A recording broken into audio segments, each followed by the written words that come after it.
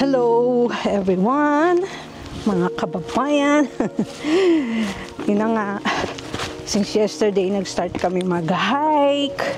Ang ganda nung mountain na pinuntahan namin kahapon. Isa siya sa 100 top mountains. Ang ganda ng falls, ang ganda ng rivers, everything is very beautiful around that mountain. And definitely, you should have to visit one day for the hikers. And meron pang aksidenteng nangyari, yung isang matanda doon. Masyadong dangerous na yung step dun sa river. Pagkatapos may hawak pa siyang ganito, dapat to kinikip natin, hindi to gagamitin doon. Gamit niya pa rin to. Yeah, dapat gamit niya. May mga ano doon, may mga ganito chain na hahawakan to hold, to climb. Tapos yun, may mga chain doon. Kasi ano nga siya, very dangerous to climb. Kaya may mga ganito chain para to hold. Yun, meron kaming inakyat pang doon na rock. It's really hard to climb without this. Tapos, ayun, nakayanan ko naman.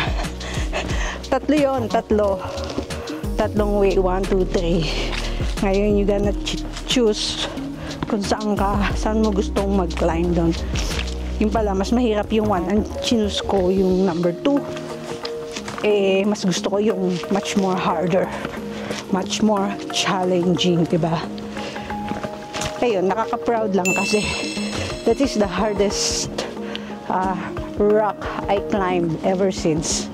Tapos yun nga, on our way down nga dun sa river na yun, panigurado yung jeep, yung matanda na yun. After 3 days, he will feel pain somewhere in his back. Tapos yun, for us it's easy, but for the old, it should be double care.